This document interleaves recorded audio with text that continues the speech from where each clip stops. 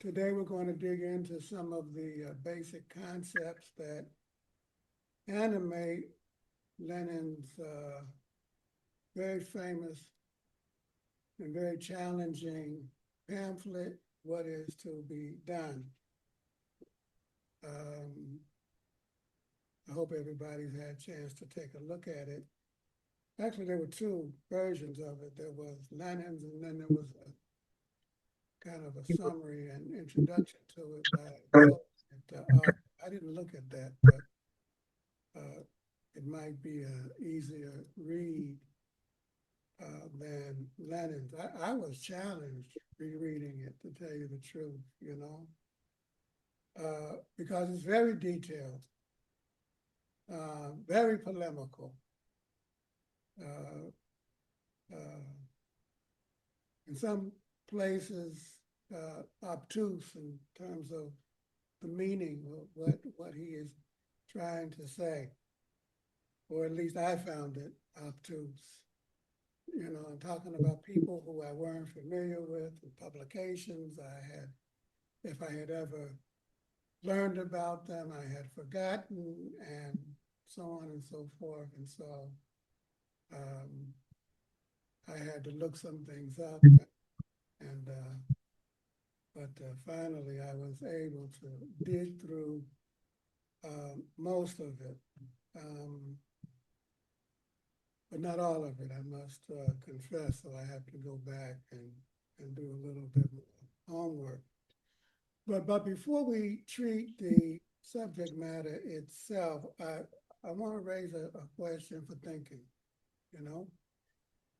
And it may seem a little bit disconnected from what we're talking about, but I think it's important, even though it may be tangentially related. And the question is this, and some of you may have heard me say this before, but I have been beside myself over the last few months over the fact that Trump woke up one day and broke the collective bargaining agreement of 1.3 million workers without barely a peep from the AFL-CIO, you know? Well, maybe a peep, but, and that surprises me, you know? I'm still thinking about why that is the case. And I compare it to what happened in 1981 when Reagan broke PATCO, which was the union representing the pilots and the air traffic controllers. They went on strike. There was a federal union. Reagan immediately broke the union, fired 11,000 workers, all of them, replaced them. Boom. And maybe 6 weeks later, 5 weeks, in September of 1981, the AFL-CIO held a demonstration in DC, somewhere between 500,000 and 750,000 people, workers, Solidarity Day 1. I mean, that bad boy was big. It was huge. It was militant. It was an incredible experience. And so back then, to get rid of 11,000, you break it, trade unions show up. Now, 1.3 million, and you know what the heck is going on? You know, why? Does anybody have an idea? Because I've been asking Eric and Brooklyn.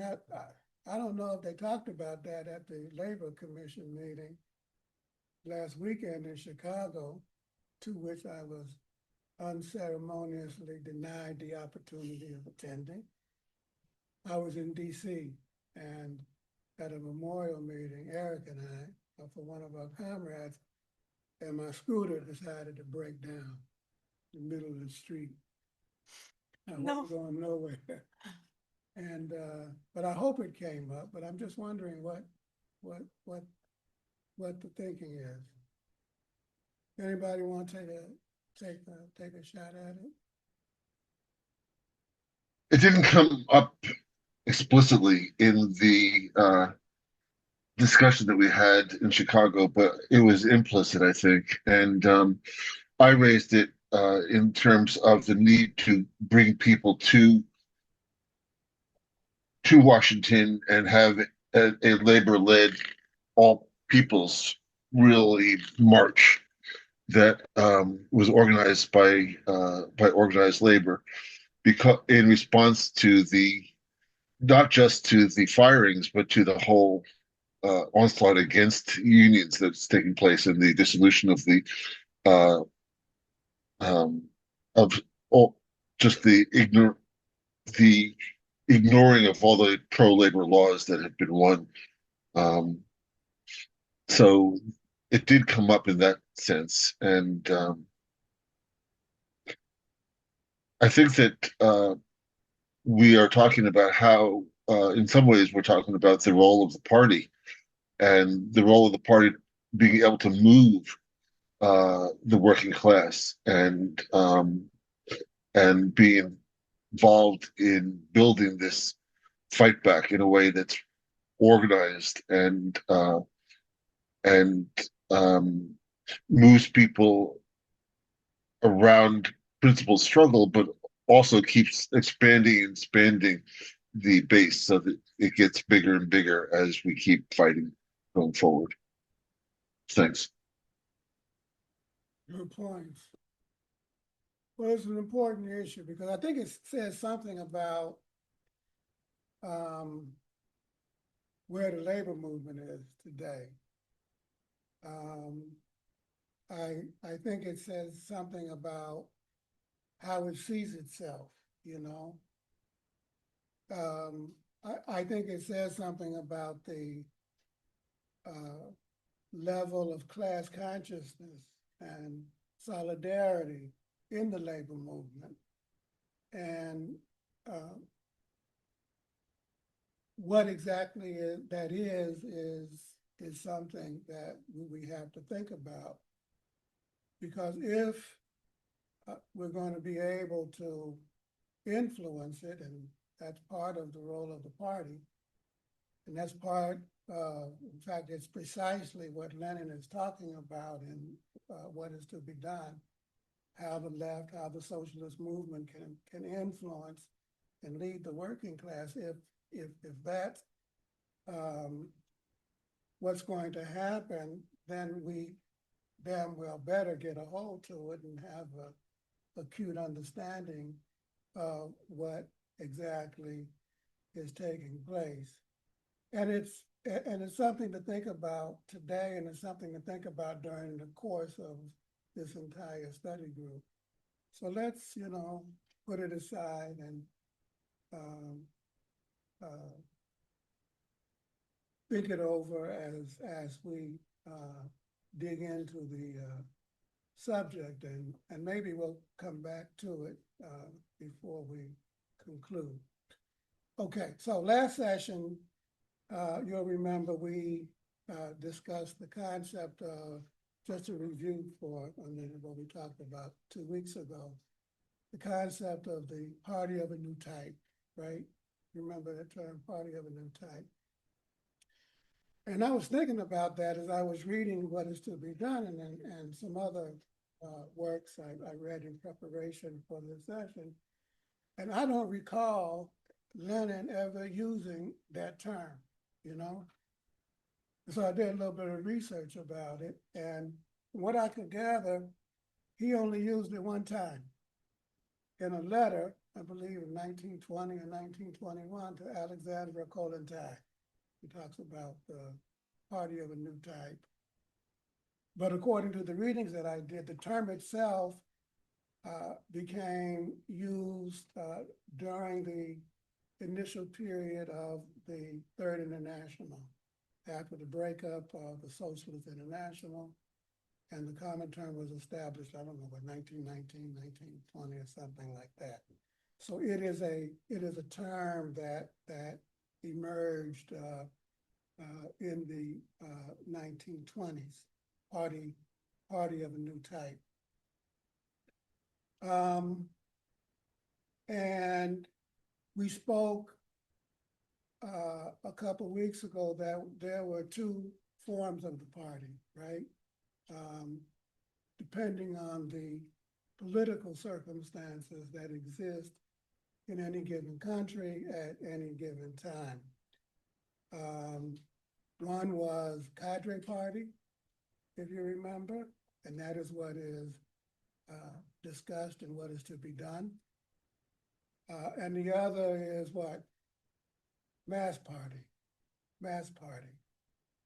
The first develops in conditions of illegality, dictatorship, when the party is not able to function and has to work, undercover, by secret means. The other, the mass party concept in conditions of bourgeois legality or semi-legality. As I said, cadre put forward and what is to be done. Mass party concept emerged during the sessions of the Third International. In fact, its third Congress. That idea was put forward. I believe that was in 1921. At the same time, they placed before the international working class movement the idea of the United Front. There were two concepts that were advanced. And I believe in a resolution that was entitled To the Masses in 1921. Both concepts, the cadre concept and the mass party concept, represent the party as an advanced detachment of the working class. Party is an advanced detachment of the working class. And 2 weeks ago, we asked the question, well, what is it? What is advanced, And we answered that in the first place, our worldview, Marxism-Leninism, represents a advanced scientific conception of the world and how to change it. Our organizational principles are advanced, democratic centralism, allowing us to act over a big country in a single unified way, if it is applied correctly. That's not always the case, but best case scenario, we work in a single, a unified way. And so we're describing, therefore, the party as a leading party, or at least we strive to be a vanguard party in both word and deed. I think those were the basic points that we were trying to get across in our session last week. Any questions about that? Did I leave anything out? No? Did somebody else join us? No, Larry just. Larry rejoined, okay. All right, Yeah, so. having some tech problems. Okay, welcome back, Larry. Glad to have you. By the way, for those who don't know Larry, he's a new district organizer in Missouri and Kansas, which we're very, very happy about. Welcome again, Larry. So let's get to it. First, let's review some of the background to the writing of What Is to Be Done. So Lenin's concept of the party arose in very specific conditions and circumstances that arose in the international socialist movement in the mid-late 19th century. And briefly, according to Marx's co-worker, Frederick Engels, who wrote a very provocative and interesting article in 1895. It was the last preface that he wrote to Marx's work, Civil War in France. And in that article, Engels traces the 50 years of the history of the labor movement in Europe and North America and its successes and failures. And he indicated that he and Marx and the organizations and movements that they worked with had overestimated the possibilities for social revolution in the mid part of the 19th century. You'll remember that in Europe, there were a series of revolutions in 1848. And they thought at the time that the labor movement was on the verge of social revolutions and the working class taking power in several countries. But that didn't happen. In fact, all of those attempts at revolution failed. And most notably, the Paris Commune, which lasted, 30 days or something like that before it was drowned in blood. And I think something like 35,000 people were murdered in the streets of Paris, right? It was a terrible, terrible act of vengeance by the aristocracy and the rising bourgeois class. And Engels said that they had a reappraisal of what went wrong and what mistakes did they make in estimating the possibilities. And he said that they thought that the beginning of a capitalist crisis at that time did not turn out to be as deep and thoroughgoing as they imagined it would be. That it was a rather minor cyclical downturn instead of a depression like we had in 1930. And that instead, the capitalism itself was still in a growth phase. That it was on the verge of a massive period of global expansion, and that therefore the working class was not yet numerous enough or organized enough to hold a state power. And that in this situations, the socialist parties had to begin to prepare for a long war of patient organization and not a sudden burst of insurrection. And let me read you an excerpt of what he said. Trevor, can you put that document I emailed to you up on the screen so the comrades can follow along with me?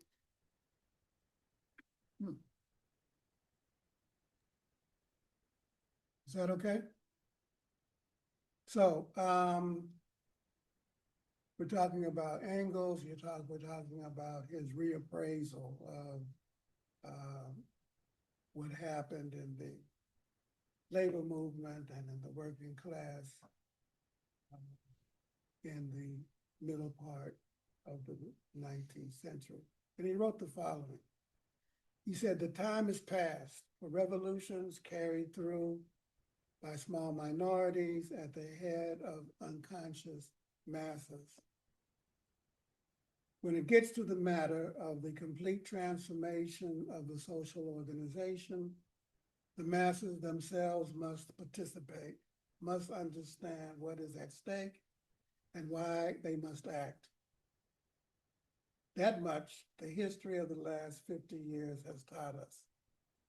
But so that the masses may understand what is to be done, there's that phrase Lenin uses, long and persistent work is required, and it is this work that we are now performing with results that drive our enemies to despair.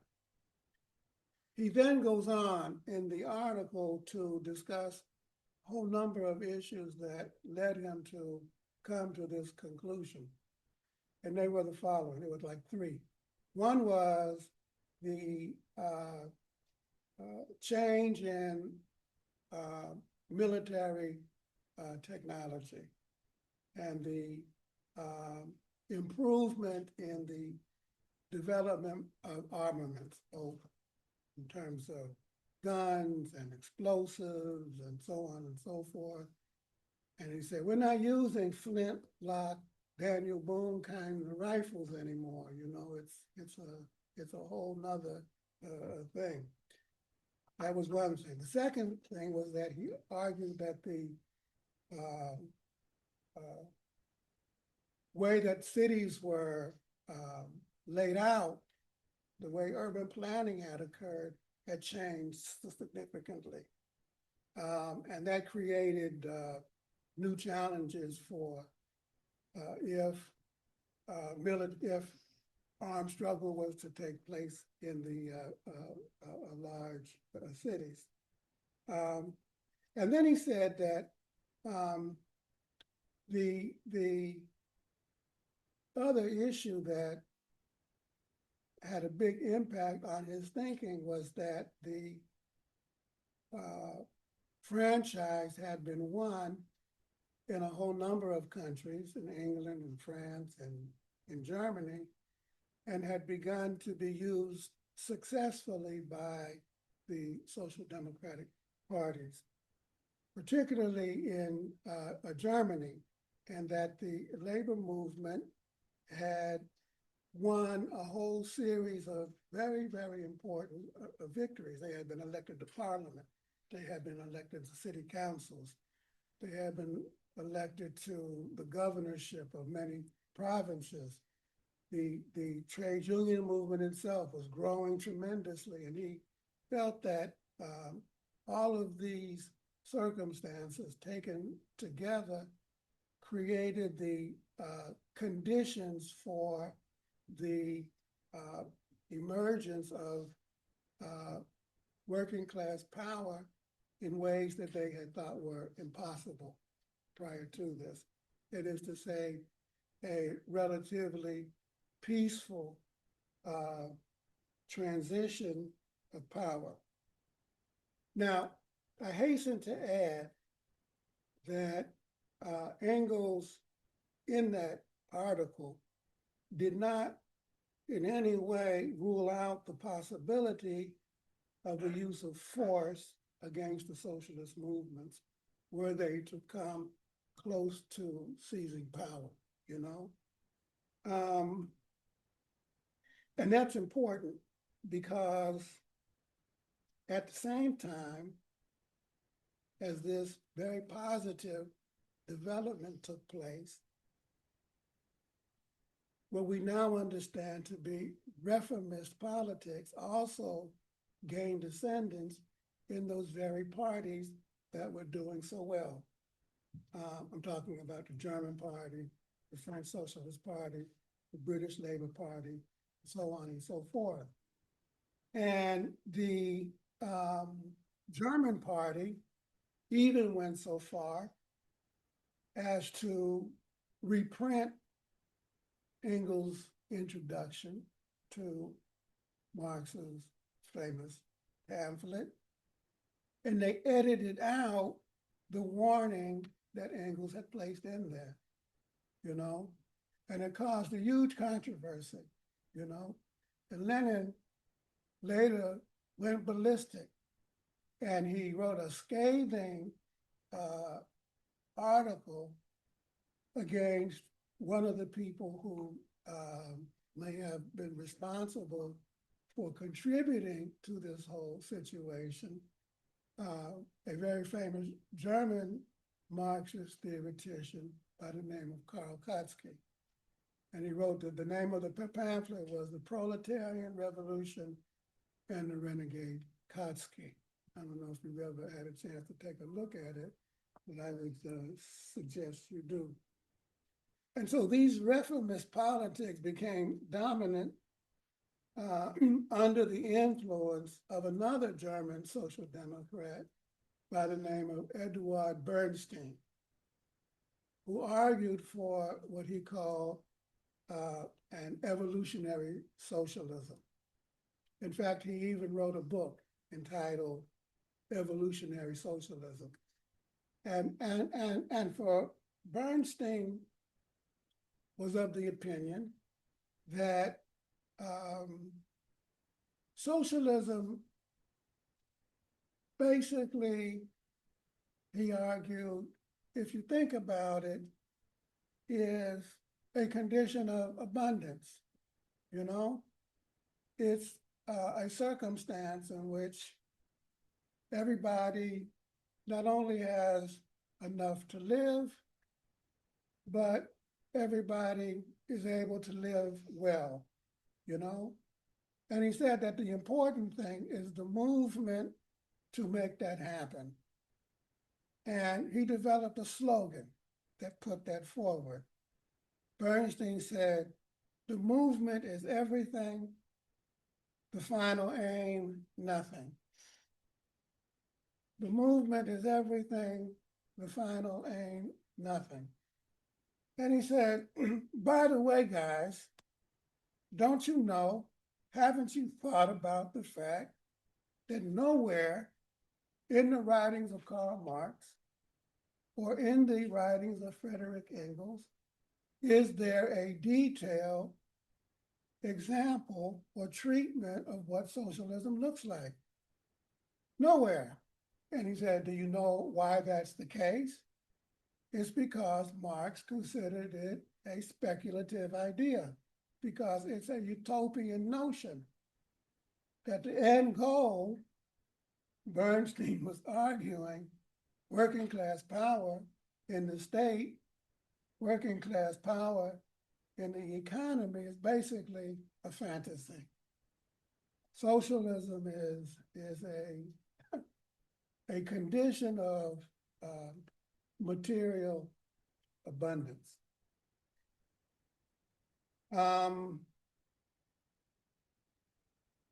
These views became widespread not only in the developed European capitalist countries, but also became widespread in Russia as well, particularly among the emigres living abroad. It is important to point out here that that the situation, however, in Russia was very different from what existed in almost every way in Europe and the United States at the time, right? What were some of those circumstances? Russia was ruled by a Tsar. It was semi-feudal, semi-capitalist, very small, highly concentrated, developed working class, but most of the country was peasants. No bourgeois democratic revolution had taken place, right? There was no legal opposition, was there? No liberal party, no peasant party, no worker party, no conservative party. It was only the Tsar. And instead of a socialist party, the left was organized in study groups. Um, study groups spread over the entire area of the Russian Empire, which occupied, by the way, 1/6 of the Earth's surface. Whole lot of land scattered all over the place. And these different circles had several different expressions or forms of organization. You'll see them listed in the outline. There were the legal Marxists, which was led by a gentleman by the name of Peter Struve. It was basically a bunch of liberals whose Marxism was so watered down that the censors in Tsarist Russia allowed them to publish. There was a publication called Rabochaye Misl, or Workers' Thought. There was another publication called The Credo, which Lenin really goes after in what is to be done. There was a group of Russian emigres called the Union of Russian Social Democrats Abroad. And then there was a split. And another group was formed called the Emancipation of Labor that was led by Georgy Plekhanov. And Plekhanov was considered to be the father of Russian Marxism. And they put out another publication called Rabochaye Duelo. I'm probably pronouncing these things terribly, The Workers' Cause. And then finally, there was the group that was around Lenin who published the publication Iskra. And Iskra means the spark. So these were the circumstances in which they were attempting to build a movement to overthrow Tsarism and carry forward a democratic revolution. Now, any questions about that? Going back to when you were talking about some of the reformist tendencies that were coming about with Kautsky, I just want to clarify some more of the details there to make sure I'm understanding it correctly. Lenin was upset that they had taken out the bit about Engels talking about the possibility that force could be used against the working class? Yeah. Okay. Yeah. They were trying to hide that. Why? Because they were on the verge of power. And they felt that it was a attempt to prevent the left in their own parties from having ammunition, given the great prestige in which Marx and Engels were held in those movements. They were attempting to prevent them using Engels's arguments as a way of pushing back against the forces in the party who favored a peaceful transition and saying that this is not only impractical, but it's potentially dangerous.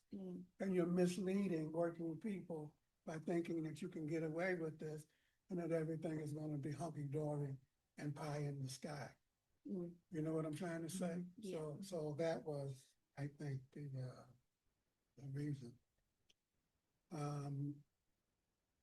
Not a good idea to edit something out when somebody has the original copy and can say, hey, you know,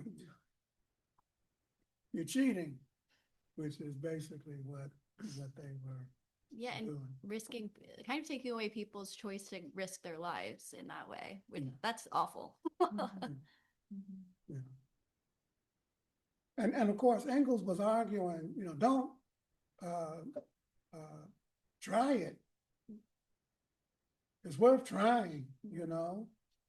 I mean, isn't it better to avoid a civil war, you know, where, you know, hundreds of thousands, millions of people might possibly perish? But if you're going to do it, you know, do it with your eyes wide open, you know, not wide shut. And what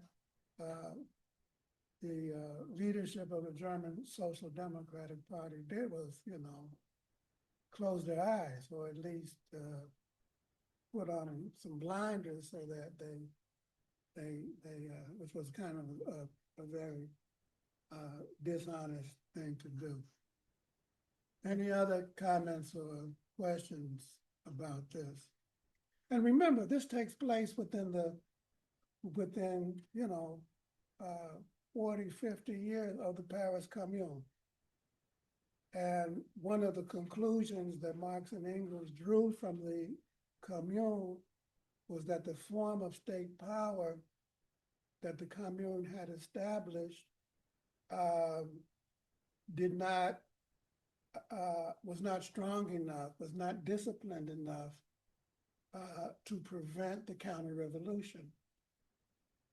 And so they argued that one of the general conclusions that they drew from the experience of the Commune was that you had to establish a working class state, or what they call the dictatorship of the proletariat, you know. You can't be messing around because, you know, they're going to come after you, and they're going to come after you hard.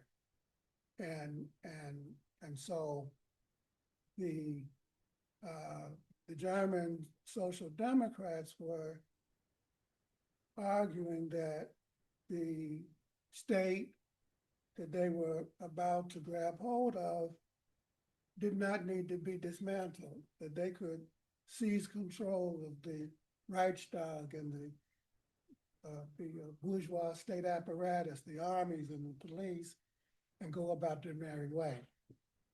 And Marx and Engels were saying, no, you got to get rid of that. You got to establish something else in its place, you know. I'm sure you'll need an army, but you'll need an army of a different type, you know. You'll need a state, but you'll need a state of a different type. And in fact, that's what happened in Russia in their revolution. In April through October, a different form of state organization emerged because the provincial government that existed at that time was floundering. And so working people took matters into their own hands, and they formed what they called councils or Soviets. And their Soviet means council in Russian. And there was a situation, by the way, of dual power, which existed in Russia at that time. The provincial government had power and controlled certain parts of the country, and the working class had power in the form of the Soviets in different parts of the country. And by the way, at that time, Lenin seriously considered the possibility of a peaceful transition of power in conditions of dual power. He wrote about it, I think, 3 or 4 times. But then there was a counter-revolution in July, in the period that they called the July Days, and he gave up that notion. Conrad was in a barn in August of 1917, and during that time, as they were preparing for October, he wrote his famous work, The State and Revolution. The State and Revolution, if you remember that. Any other questions? Comments?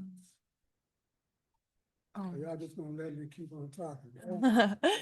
I guess I had never thought about Engels and Lenin being alive at the same time. I don't know why. I just like I never thought that Engels would have like takes about where the movement would be moving past the like 48 revolutions and stuff. I really want to read that now. I'll that, send it to everybody. yeah, the 1895 reading. Yeah. Please. Brooklyn? Yeah, I'm kind of interested. I know you probably can't go into detail about all of it, but the popularity, I guess, of Marxism in different forms, like you saying, like the liberal Marxists, and then you have so many different trends of Marxism happening in Russia at one time. How, I guess I'm just interested in what liberal Marxism would even look like, and how it became so popular in such a, I guess, repressive Tsarist place with that kind of situation. How those ideas kind of spread along. And then also a quick question about what did you mean by franchise? A franchise had been won in a number of countries. Okay, anybody want to answer Brooklyn's question? Those of you who are on the Zoom, you have to speak up because I can't see you if you raise your hand. Well, in answer to just a comment on the first part of your question, Marxism, Lenin writes, in the period between the commune and the turn of the century, Marxism, he says, gained a complete victory in the European labor movement.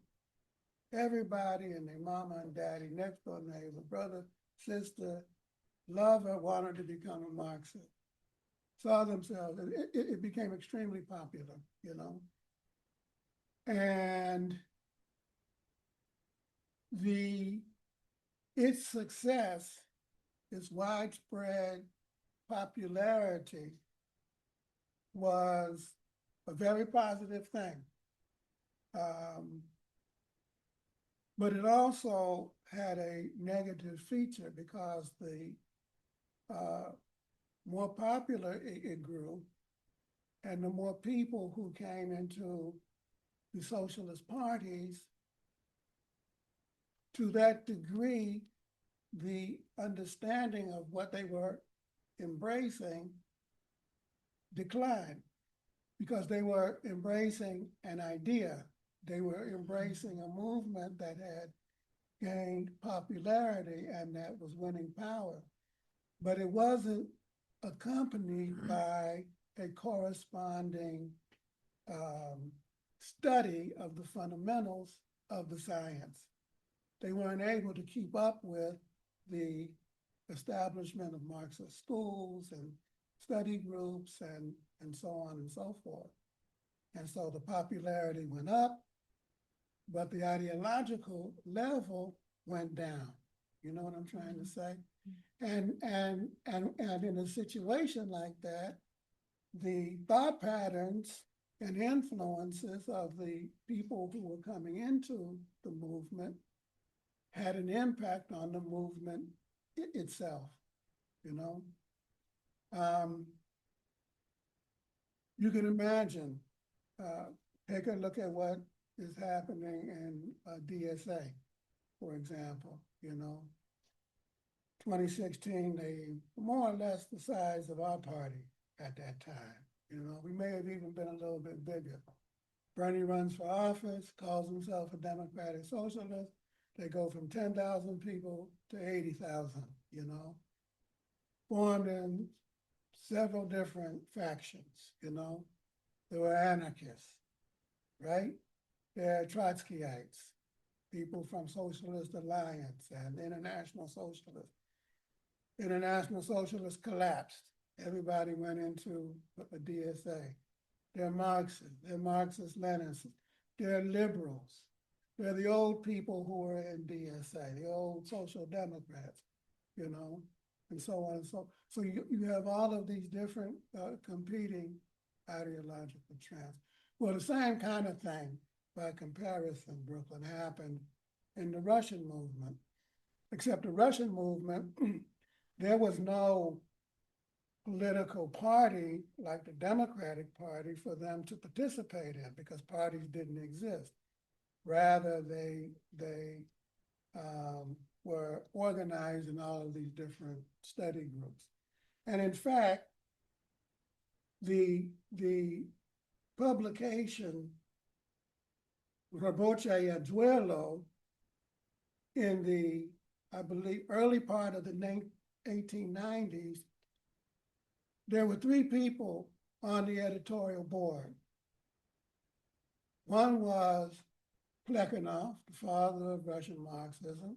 Lenin really admired him. The other was Lenin, and the third was Martov, you know? And then another, because of the growth of the movement, another group of younger people took their place. And I don't know exactly how it happened, but they left it.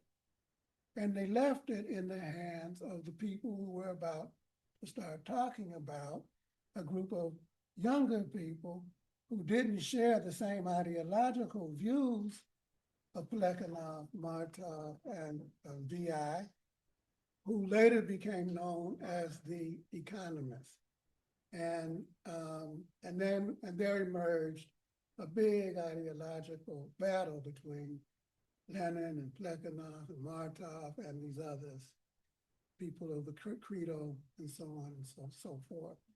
And so it was in a certain sense, the best of situations for them, but it turned out to be a very difficult and challenging situation because the growth happened so quickly that they weren't able to handle it. Events surpassed their ability to organize it, you know, which is part of the problem that we're having in our party. You know, we're tremendous growth, but now we're faced with the problems of trying to consolidate it, you know.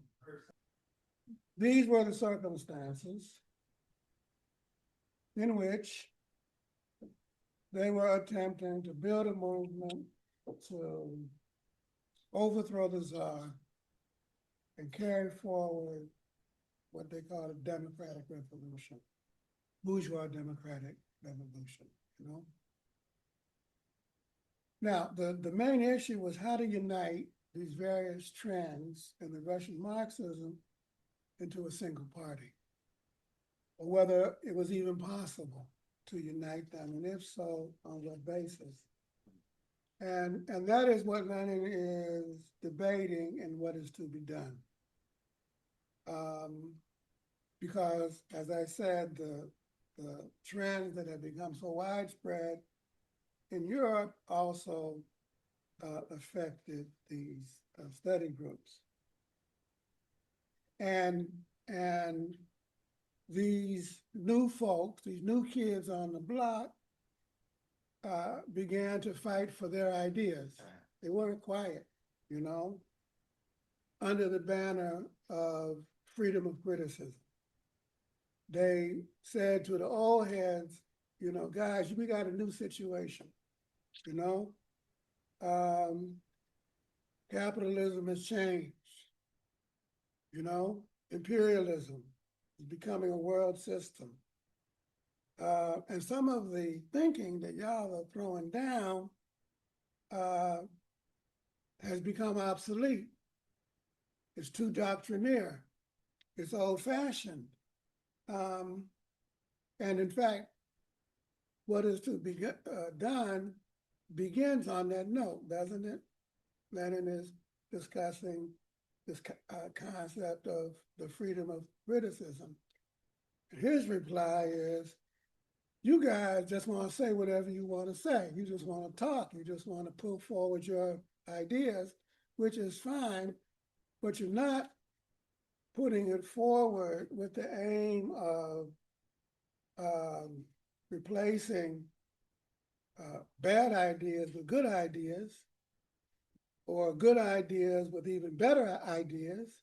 You just want these ideas to coexist. And I'm interested in arriving at things that are truthful and objective and actually work. And so he's polemicizing against them on that basis. And one of those strands that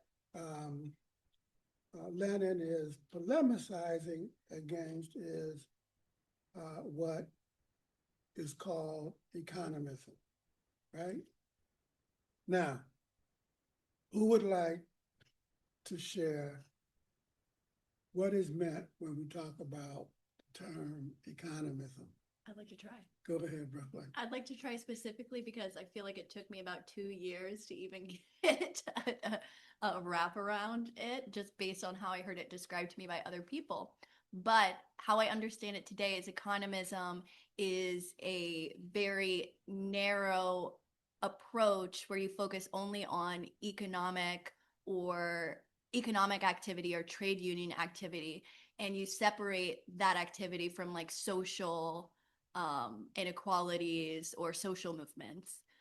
So it's a very like, I feel like a lot of people, like when I hear it today, a lot of people are like only focused on working class things. Like obviously we focus on working class issues, on working class people, but maybe a good example is like the ACP and their focus and kind of separation away from like issues like racism or homophobia. They feel like those things are distractions and not a part of the class structure, and not a part of these like the money aspect of it. They kind of separate those things. Okay, okay. So economism, I agree. I think you hit the nail on the head. Economism is the view that the workers' economic struggle to fight for better wages, working conditions, had to be the basis of the socialist movement's activity. That the party that they wanted to form had to immerse itself in these struggles and bring these demands to the government. In their view, this focus had to be the primary basis of socialist activity.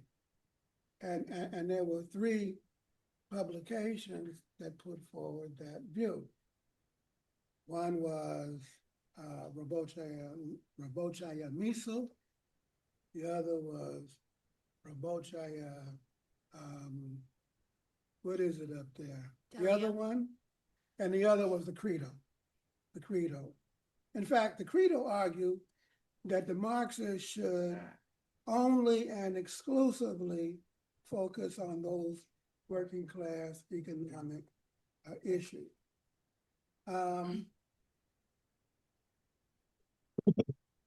What do y'all think of that position? I mean, the Communist Party, we have the notion, we put forward the view that if you want to win the confidence of working people, that you have to focus on bread and butter issues, you know, housing, healthcare, jobs, so on and so forth. Are we guilty of economism? Eric? So we are, in my view, our party is not guilty of economism because we understand that the struggle that there's a question of unity.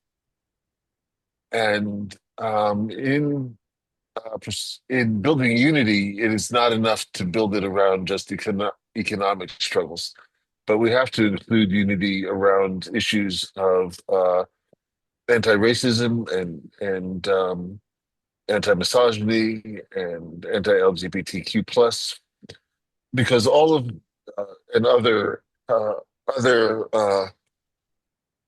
struggles against different forms of oppression that take place in the society. Because while there's a special oppression in terms of working people, like that the relationship to production is a guiding or a overarching issue, but all the other issues matter too, in terms of how do we build the unity in struggle, and what is the impacts of that oppression on actual human beings. So I think that economism is way too narrow, and that our party also, in fact, the fight for peace and for social justice is not an economist party. Thanks. Okay, good points. Anybody else? So Larry had his hand. Larry? I just wanted to say, can you guys hear me? Yeah, Okay. I just wanted to say to add on to what Eric was saying, I don't think we are guilty of economism because it is very important for us to focus on those bread and butter issues in working class communities, but also it's important that we fight for them, not just to improve the lives of people, but also to build momentum towards the bigger and the more widespread next thing, which is ultimately a change in the system. And you got to start somewhere. Um, and so it's a real fine line um, to walk sometimes, especially when you have new people enter into the party and into the movement. And that's where ideological and theoretical training comes. We start with I think a lot of people are drawn in because of those bread and butter issues, but then we also need to take that one step further, which is building worker power and a momentum for a revolution is something different. okay, good points. Oh, anybody else? Trevor, you wanna? I mean, Larry mostly hit it, but yeah, I mean, economism, like, yeah, you can win, better working conditions, but ultimately we also fight for the larger political of, like, we want to change the system, not just get concessions under capitalism. We want to overthrow the system and implement socialism. So it's that, larger political aim that we also bring. So obviously, I'd say we're not just economists. I mean, we definitely want to improve working conditions where we can, but ultimately we want to change the system. And so the issue is, how do you go about raising all of those larger political aims? And is the focus on the economy too narrow of a focus? And not just only the economy, but only the trade union component of the economy. But there are some other issues at stake here as well, because the problem has many different sides. Let's talk about that for a second. Everybody knows that under capitalism, workers are forced to combine, right? And form unions to fight for our immediate needs. And the fight for these needs is the struggle for reforms, right? That's embryonic class struggle that takes place within the capitalist system under capitalist rules. It takes place in the moment in response to things that are happening on the shop floor at the point of production. It's a battle over wages, hours, health and safety, speed up, healthcare, so on and so forth. And Lenin's concern here is that if the party only gives voice to these workplace battles, it will, as has been pointed out, confine itself to only trade union struggles. And that these trade union struggles, that is to say, these trade union struggles that take place within the capitalist system, again, under capitalist rules. And he says that these trade union struggles will produce, as we discussed 2 weeks ago, only trade union consciousness. And trade union consciousness, he argues, at the end of the day, is capitalist consciousness. It is consciousness that is dominated by the struggle over the division of the workday within the framework that the boss imposes. It's their game, not ours. That's one side of the problem. The other side of the problem is that these struggles, Lenin argues, take place spontaneously, depending on the circumstances. There's no rhyme or reason. And if the party itself focuses only on addressing its work in this area, the party's work will also be spontaneous, without rhyme or reason. It will be subject to the whims of spontaneity.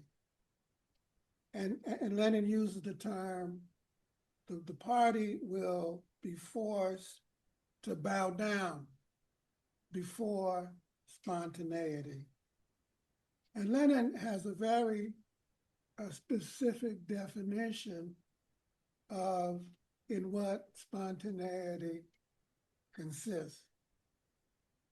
Very specific meaning in his opinion. Does anybody know what he means when he's talking about spontaneity and its implications?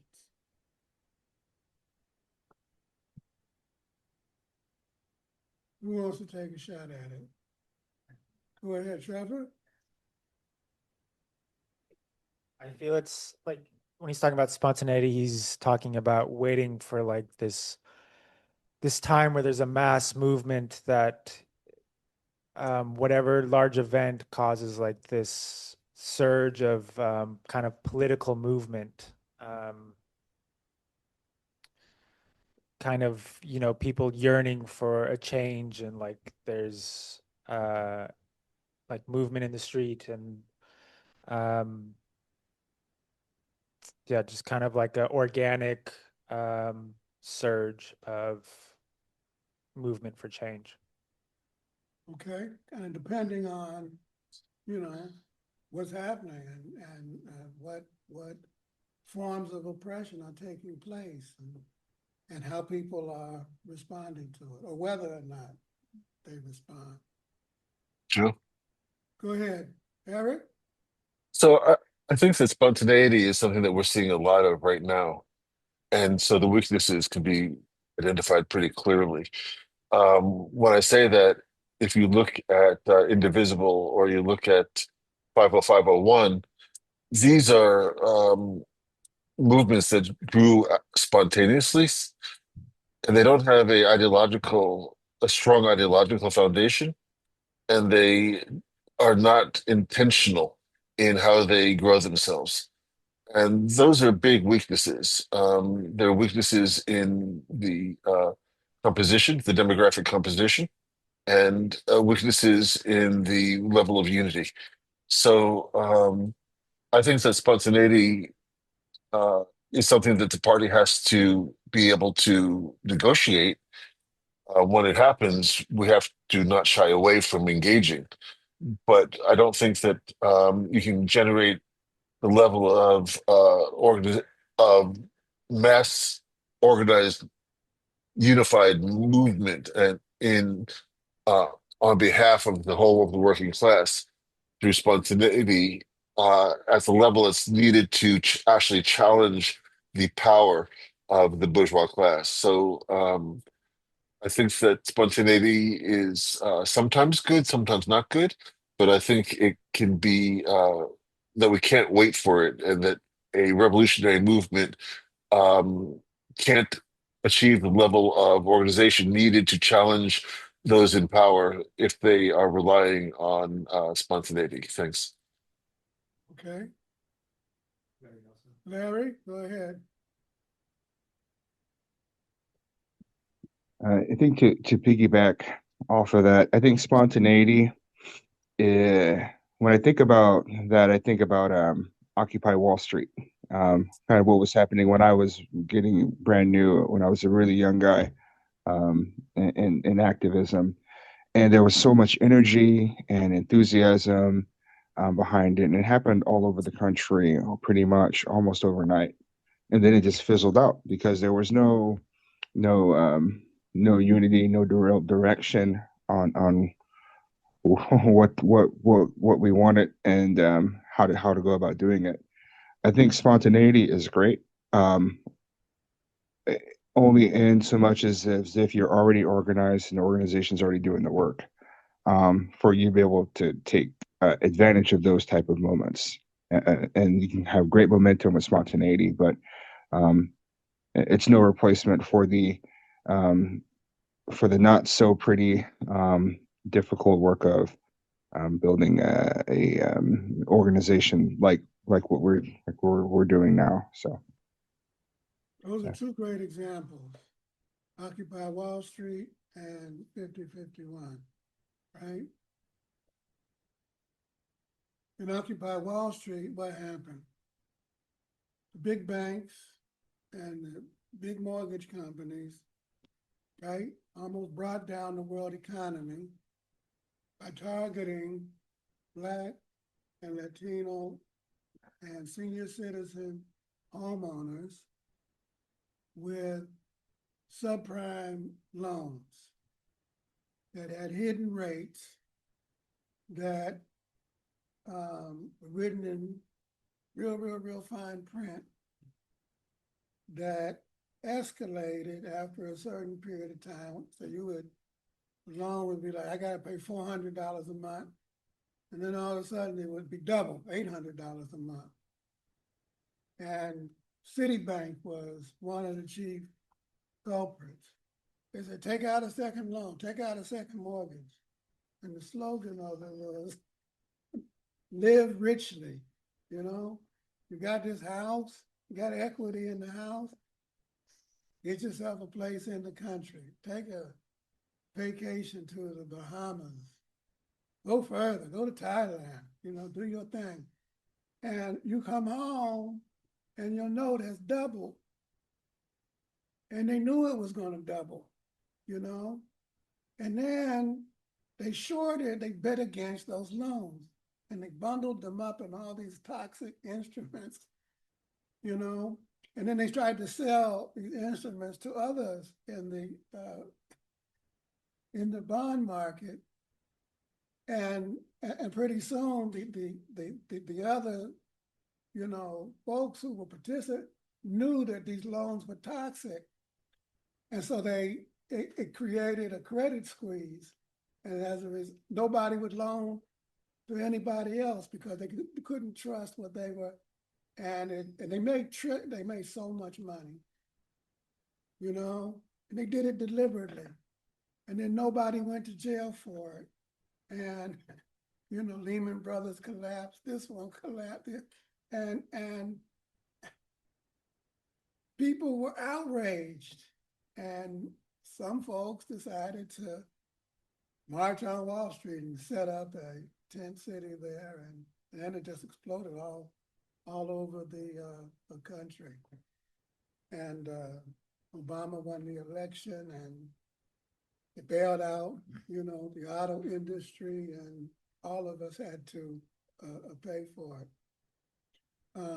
Brooklyn? I just wanted to highlight something there because when you're talking about it and you're talking about the specific groups of people that they were able to target that ended up affecting everybody else, which I think reminds me back of the economism situation of like, some people might talk about that as, oh, it's just in simple terms of just billionaires being whatever, but it's like billionaires are able to act like that because of some of these social divisions. They're able to target Black and brown people. They're able to target elderly people in this specific situation that ended up causing this entire collapse and disaster for everybody else. So yeah, that was just something that stuck out to me when you were talking about that. Yeah, it's a good point. And what just, you know, enraged me was that they did it, they knew what they were doing, it was deliberate, and now one person went to jail. Talk about corruption. And anyway, so going back to how Lenin's, I think everybody, hit the nail squarely on the head. Spontaneity is the raw, unconscious, and elementary reaction of the working class to its immediate oppression within the capitalist system. It is the initial instinctual form of class struggle. And it results in its highest form, spontaneity, in trade union consciousness. And Lenin is very critical or suspicious of trade union consciousness left alone. He says it's necessary, it's important, it's a form of class consciousness, but at the end of the day, it results in the ideological, and I'm quoting him now, quote, ideological enslavement of the workers by the bourgeoisie. End of quote. Why do you think that's the case?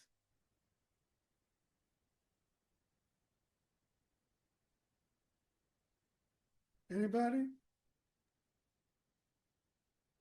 Joe? Eric?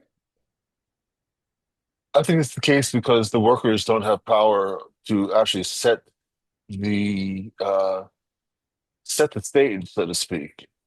They're still playing on the bourgeois stage, and so they're struggling on a stage that has been set up against them, and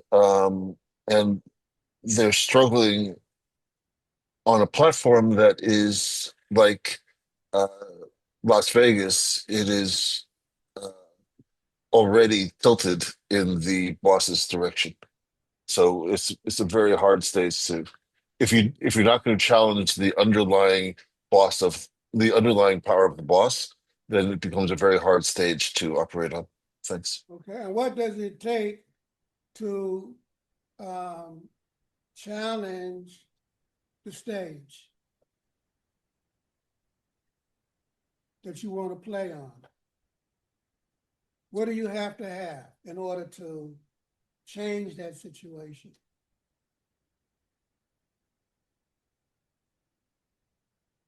Joe? Go ahead. Uh, I would say you have to have class consciousness to change that situation, not trade union consciousness. And I think that's the difference between them. Okay, so you have to have an awareness, not only of fraternity with your trade union sibling, right? But you have to have fraternity with those who are not in trade unions, right? Which is the majority of people who work in the United States. There's only 11%, 10%, 9% of the workforce is in trade unions, So you have to have a wider form of class consciousness. But even that may not be enough. You also have to have an awareness of fraternity with workers of other countries. Today, I mean, even back then, but in particular today. And that means that you have to have what? An internationalist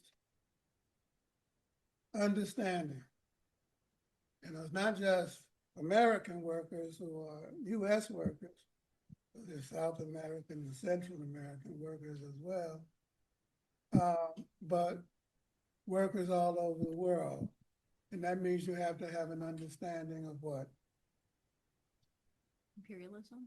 Imperialism and working class internationalism.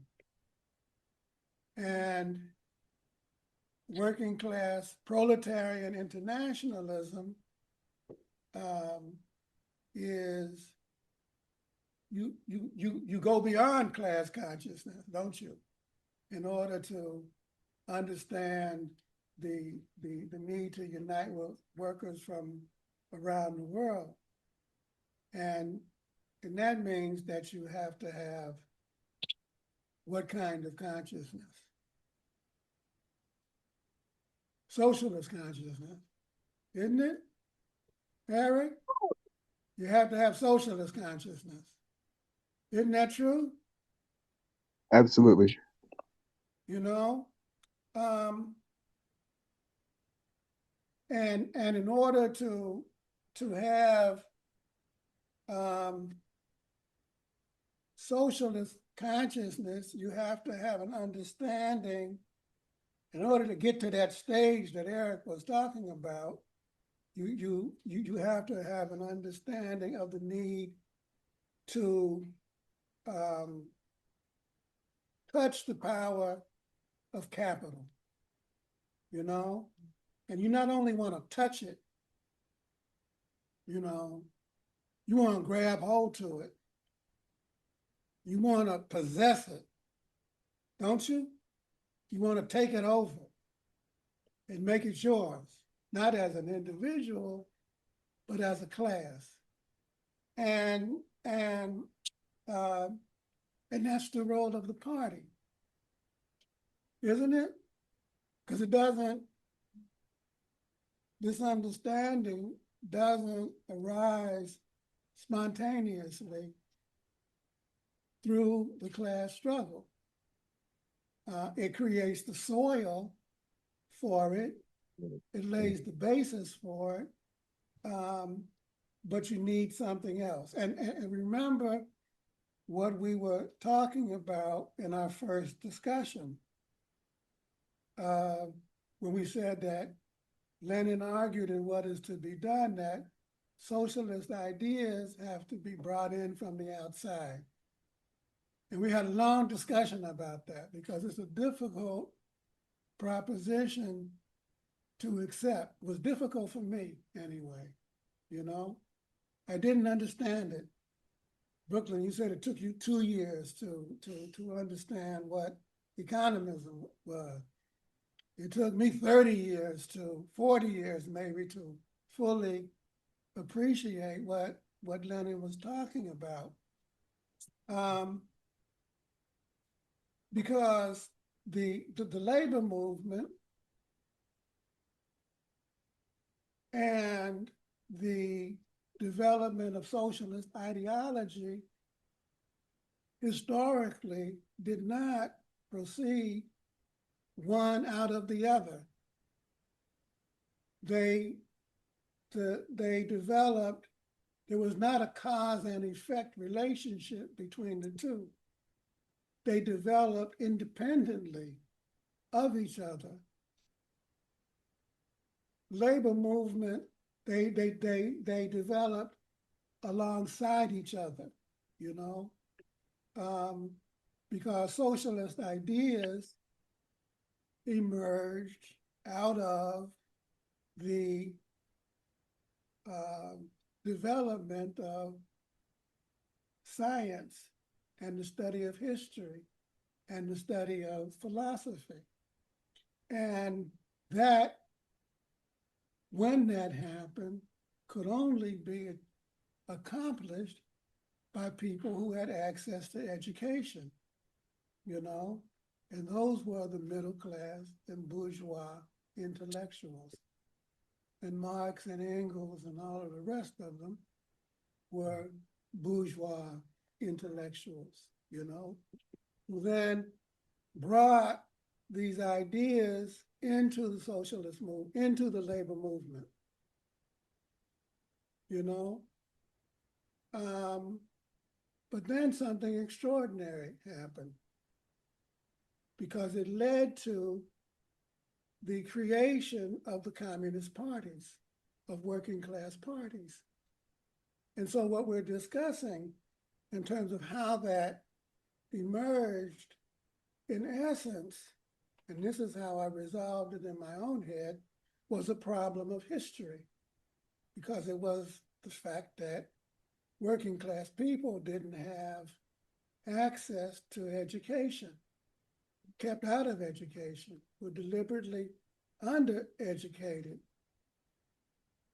But when the communist parties were born, that problem was resolved. And so with the Communist Party, you have an organization in which we no longer have to rely on middle-class intellectuals to, let's say, feed science to us. We create that science ourselves. Remember, we were talking about that in our first session. And one of the unique features of our party is that we have been able to create our own theoreticians. And I read you a long list of many. Where is he at? Bill Foster. What happened to the, is he still over there? Somebody, oh, there he is. Bill Foster, a working class intellectual.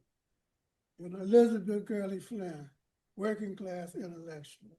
Claudia Jones, Gus Hall, Henry Winston, and so on and so forth. Does that make sense? Does anybody disagree with that? Am I distorting anything? Confusing anything? Okay, so any questions?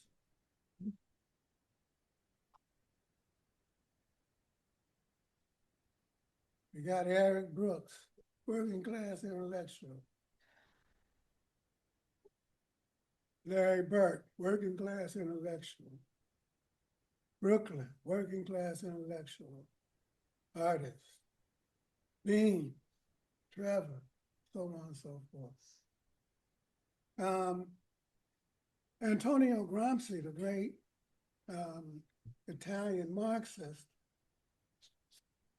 develops that idea and elaborates on it, and he calls the party and a organization of organic, he uses the word organic intellectuals, you know, in his book, The Modern Prince. You know, we create our own theory and so on and so forth. Now,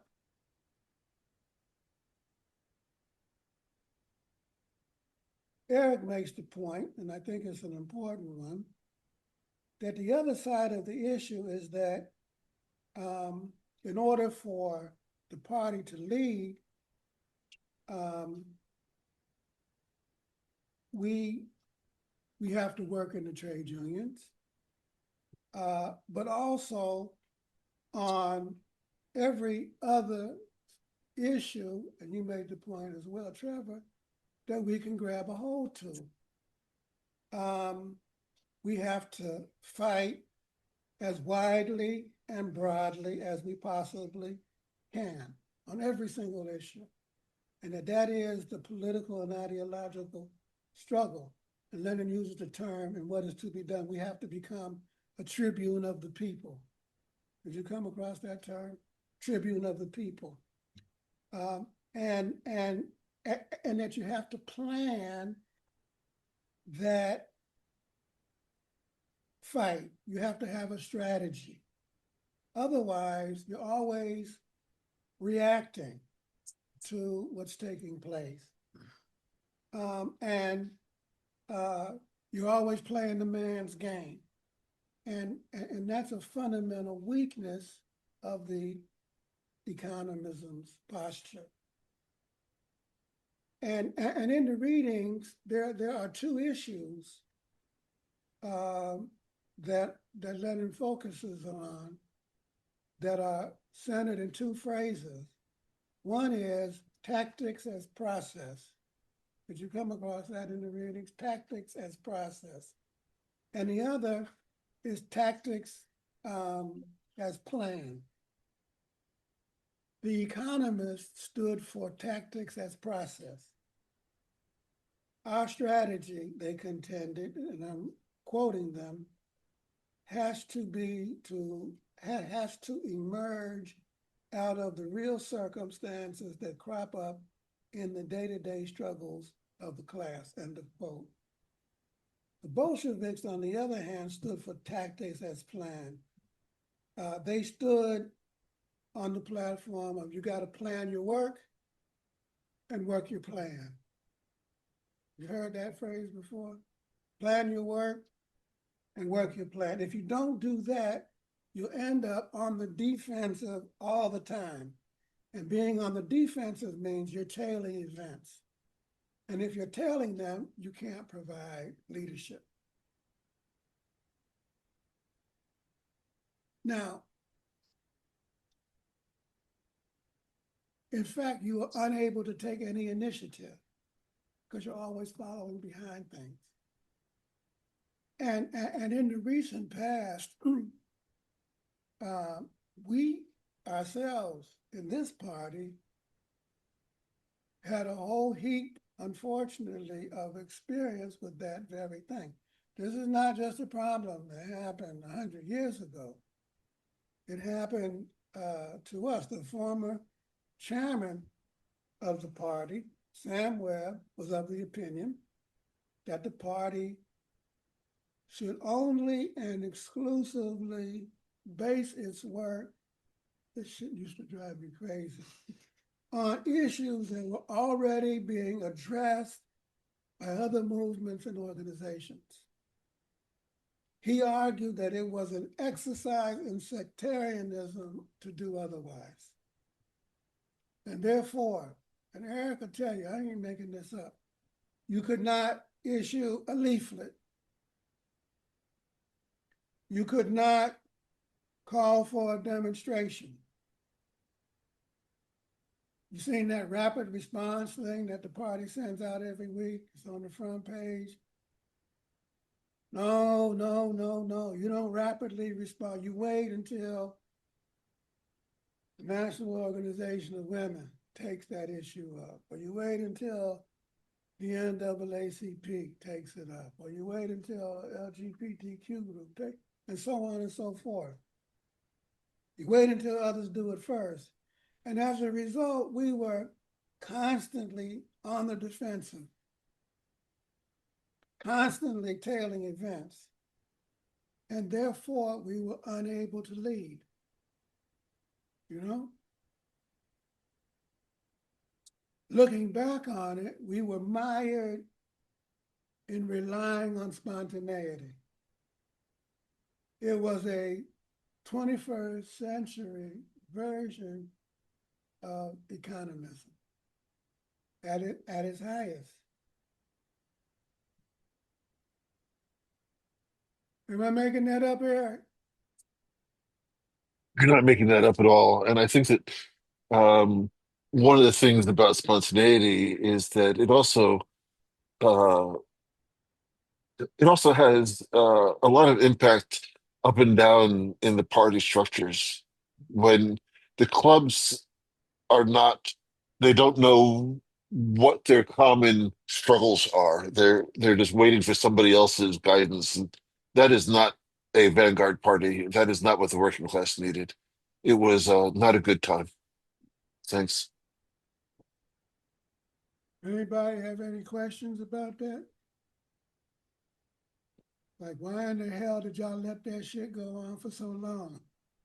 Brooklyn? Yeah, I guess forgive me if it doesn't seem like a correct question. I know all questions are welcome, but how have we moved out of that? Like, how did we shift out of that process from Sam Webb, and how does being on the defensive and kind of tailing things differ from what we do today, which is like show up to like mass protests? I know that they're different, but I'd like it to be explained how it's different than like showing up to these wider things that are organized by other groups. How are we taking a leadership role in that way? Good question. Hard question. Sorry. And Eric and Larry are going to answer those questions. Sure. I have answers. Go ahead. So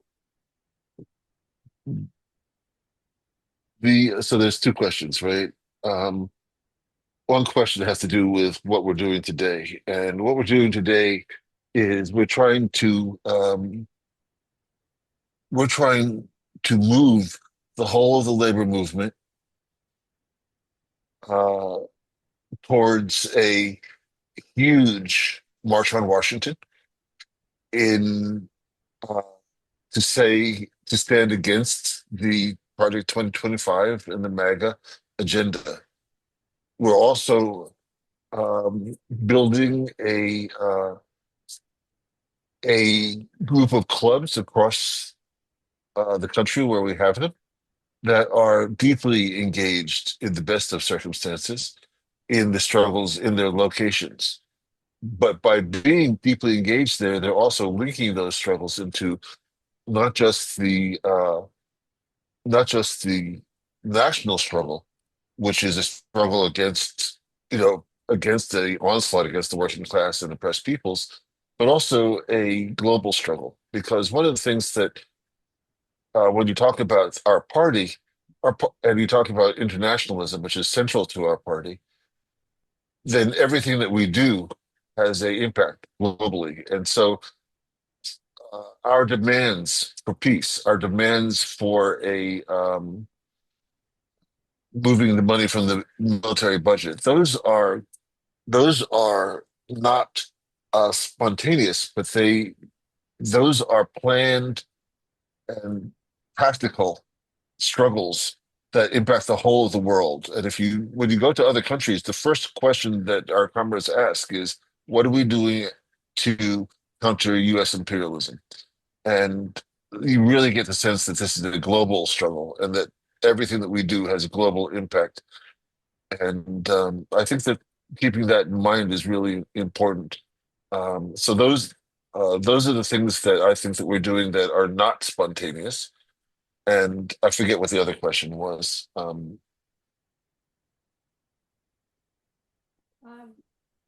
I feel like I asked the same question pretty much in like 3 different ways, so I think that kind of answered it. Okay. Okay. Anybody else? I would say, first, I agree with Eric, and I would say that we are still in transition out of that previous circumstance. And we're on our way, you feel me? But we haven't arrived. We participate in the initiatives of the mass democratic and peace movement. Not to do so would be sectarian. Right. On the one hand.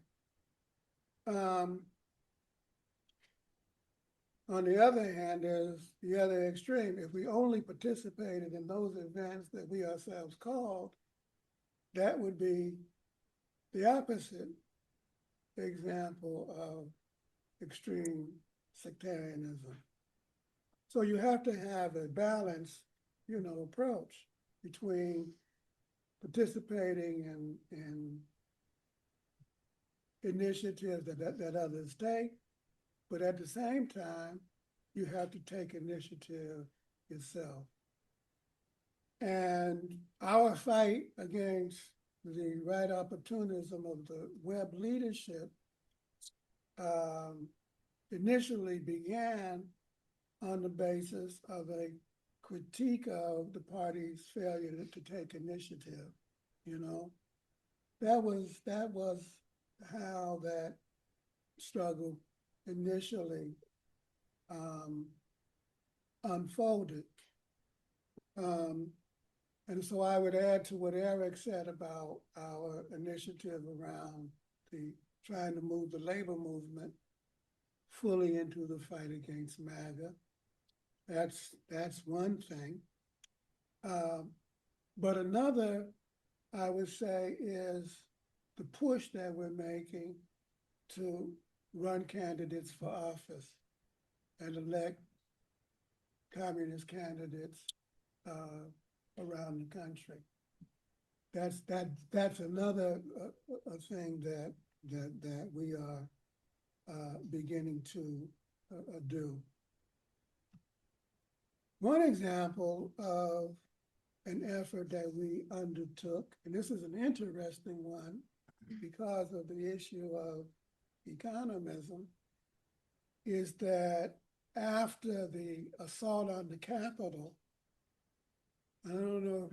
you remember this, Brooklyn, we decided to launch a campaign protesting those corporations who were funding the people, the elected officials who were supporting the coup.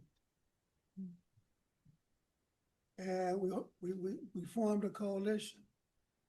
And there were 3 or 4, 5 different organizations that joined that coalition. And we held a demonstration down there on 11th Avenue in front of one of the companies that I forget which one, you know. And our slogan was don't support the coup plotters. No money to those people. Let's boycott. And because it was a issue that focused on money and economics, there were some people in our youth who protested it and accused us of engaging in economism for focusing on. So there are uses and abuses of the term economism, you know, if you think about it. So that's how I would answer that question. I got a couple more points to make. Should I try to make them or should I hold it till the next round? I don't want to take advantage of your time. I have another, Rafi is coming to pick me up. He's going to be here in the next 15, so I can say a few more extra minutes. Yeah? But I don't know about everybody else. Okay. Taryn and Rafi had a baby. Yes. So we can tell them we congratulated them in the study group. All right, real quick. It is important to point out that there are 2 forms of spontaneity. So far, we've only addressed the right opportunist version of it, economism. It is the passive, tailorist side of spontaneity. It is passive in the sense that it is only reactive, right? Isn't that what we said? It is tailorist because it leaves us always on the defensive. What is to be done? And what is to be done? Lenin presents terrorism as spontaneity's left-wing expression.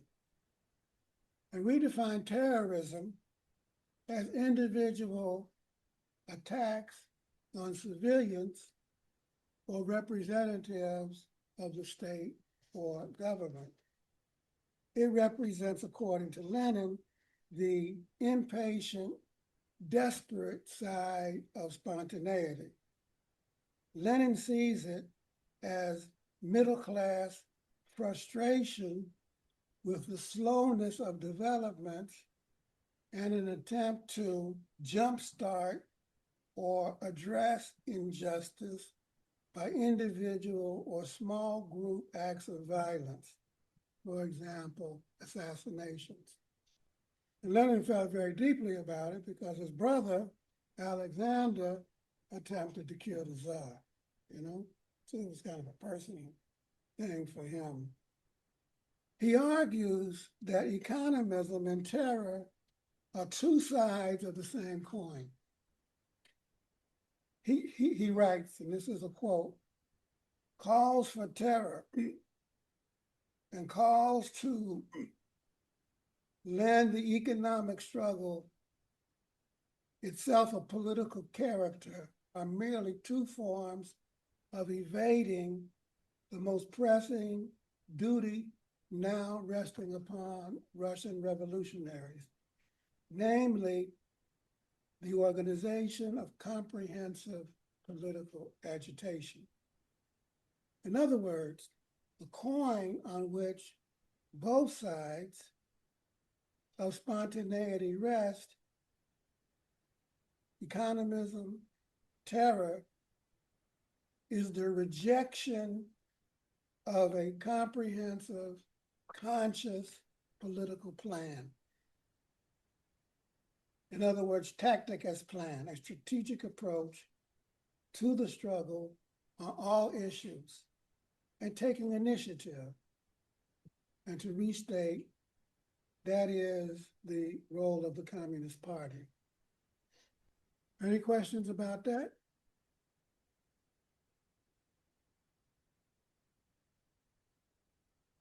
Okay. Now, just to end on a quick note, Lenin argues that Russia's unique circumstances of illegality called for the creation of a cadre party, a party of professional revolutionaries capable of guiding the struggle. The party would be organized on the basis that each member must belong to a collective and be guided and responsible to that collective. His tendency, the Bolshevik tendency, we'll talk a little bit more about this in the next session, proposed the creation of a nationwide newspaper that would gather together and coordinate the work of the various study circles that until then had functioned independently. The newspaper was central to Lenin's idea. It would have three functions: agitation around all issues, organization, guiding the work of party collectives, and propaganda, educating, elaborating, deepening socialist consciousness and the Marxist worldview. He used the metaphor for this newspaper of a scaffolding that surrounds a building, a frame that would allow the different party collectives to work together. Today, given our understanding and sensibilities about things, I think that a network would be a better metaphor. Understanding the role of as a network that connects us with, through the internet, you know.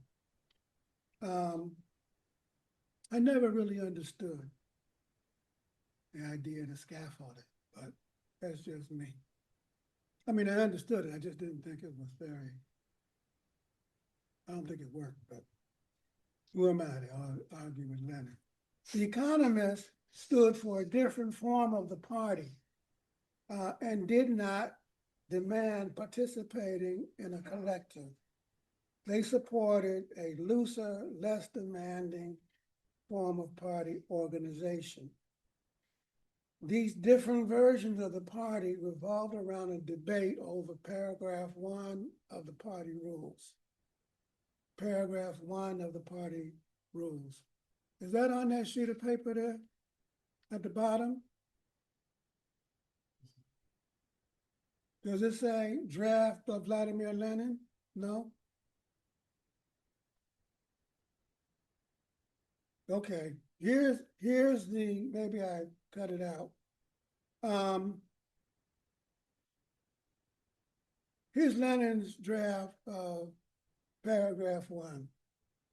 Lenin said, a party member is one who accepts the party program and supports the party both financially and by personal participation in one of its organizations. That's Lenin's definition, that's the Bolshevik definition. The draft put forward by the economists, who were part of the Menshevik faction of the Russian Social Democratic Party. It was authored by Julius Martov, read like this.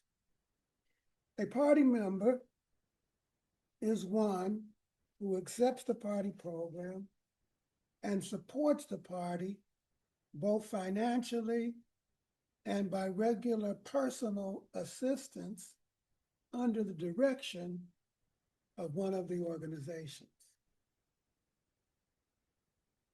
You accept the program, you support the party financially, and by personal assistance, regular personal assistance under the direction of one of the organizations. In other words, you didn't have to participate in the collective, you could only work with.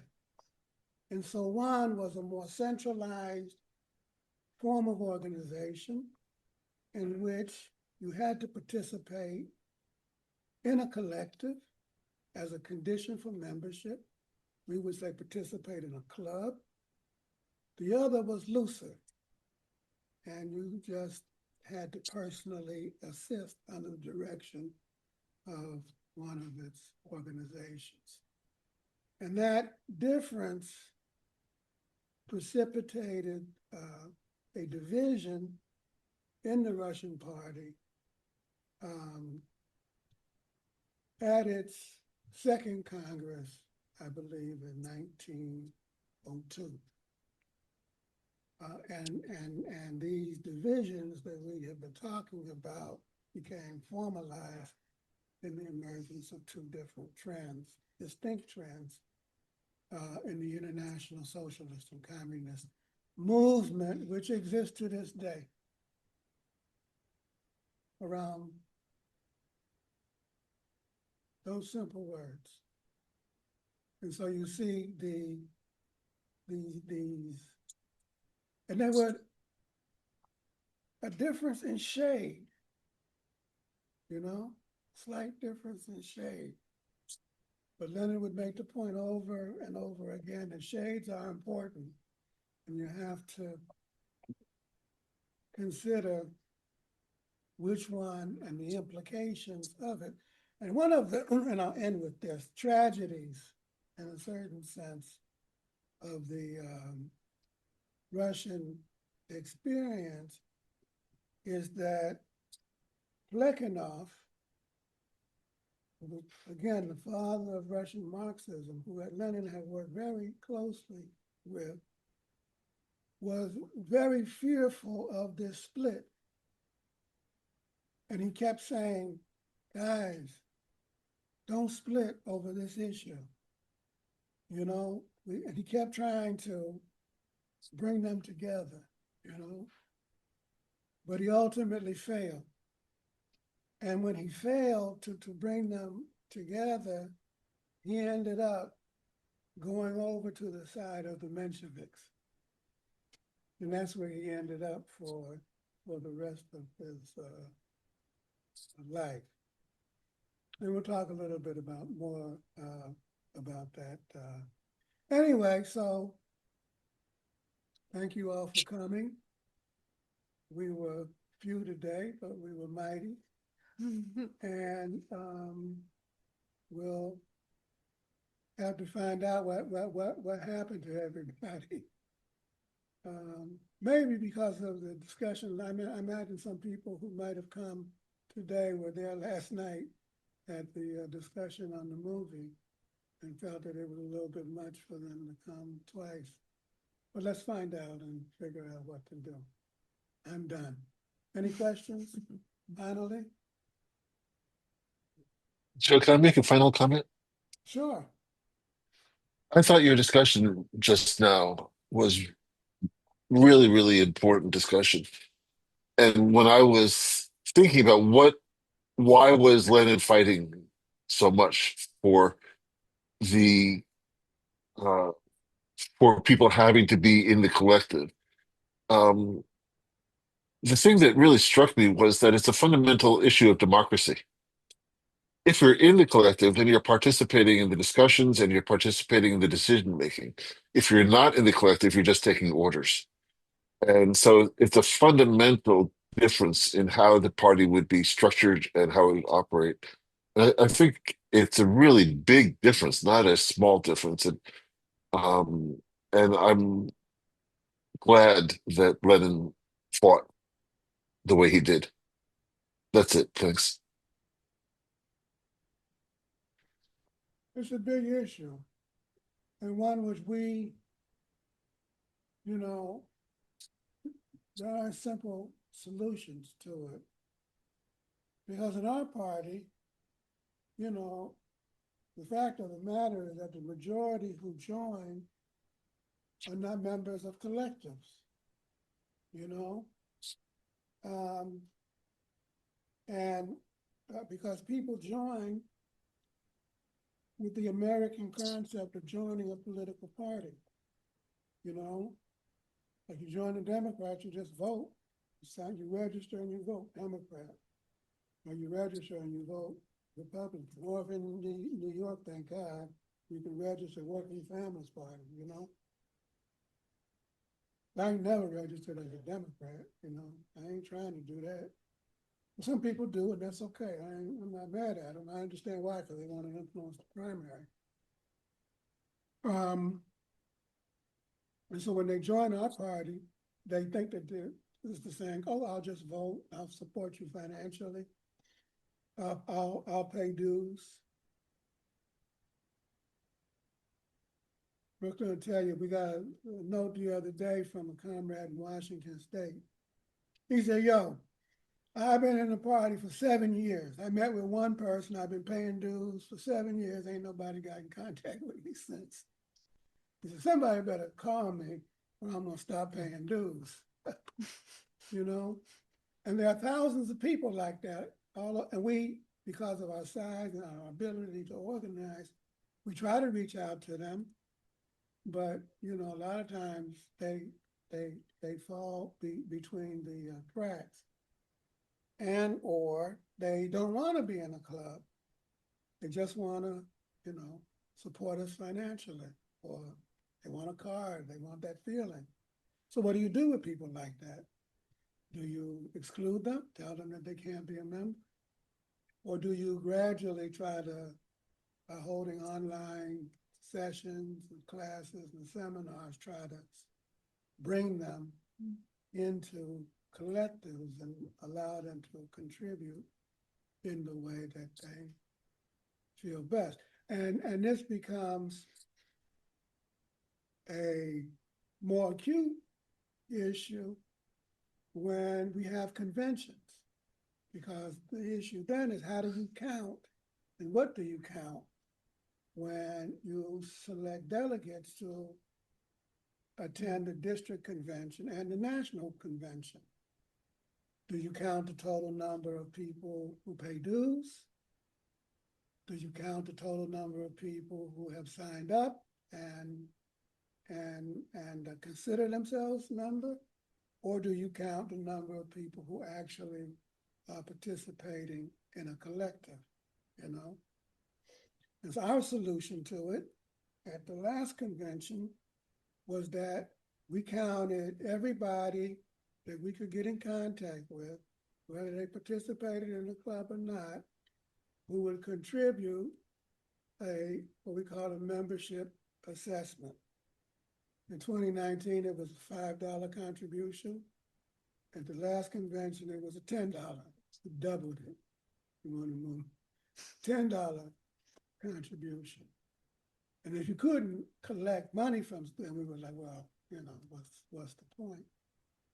You see what I mean? So these are very practical issues of, you know, how do you, in a big country like this with limited resources, bring people into collectives and avoid social democratic forms of organization.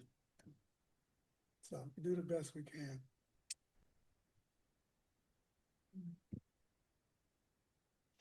All right, comrades, we're done. See you in 2 weeks. Bye, comrades. Wait, one Goodbye, more. comrades. Sorry. Going forward, is it going to be 11 a.m. start time? Or are we going to stick with the 11:30? It's up to y'all. I don't have a preference. Either. Huh? Y'all have a preference?